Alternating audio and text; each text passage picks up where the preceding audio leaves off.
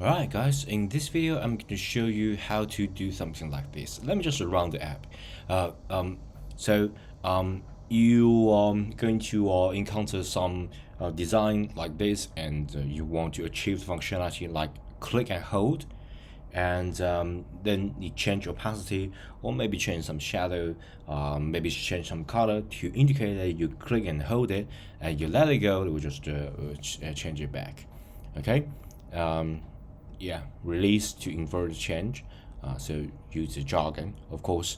So the code is something like this. And by the way, if you want to download the code, download like all our code, and maybe you want to get the a text version of this step-by-step create a touch and hold tutorial, you can join the Patreon. $3. You can use that.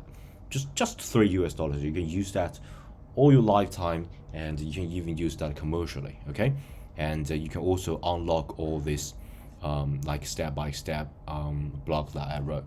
Okay, so let's get to it. Yeah, sorry about that. So since I already written all this, I'm not going to waste your time by type it.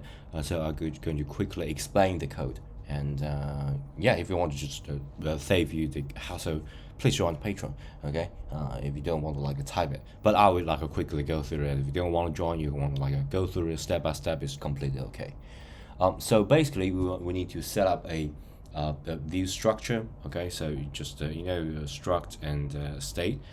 We made a state variable, and then it's a property wrapper. Okay, and we keep track of all this selected item, put it inside of a set. Okay, and then the v stack here is the is just to get this the background, just the size to fill this screen. Okay, and we got this custom background color, and then what's inside here, it will be a v stack. Okay, basically the grid content is grid content. You got grid and card by card, all that.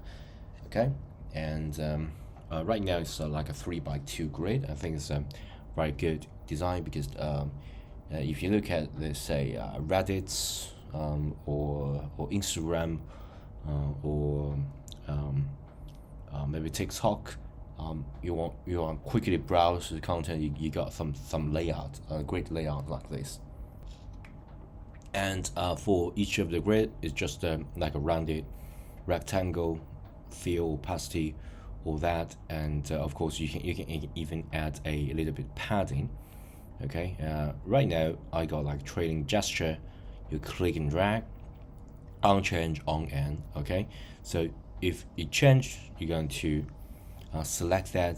If it's just an end, it will just remove the selection. So basically, if you touch start, okay, let me just show you something like this.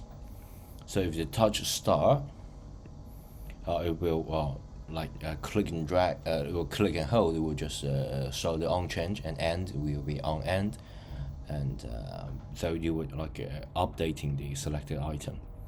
Okay, and then we add this a simple text for the instruction. Okay, of course we used a custom color by adding the color extension.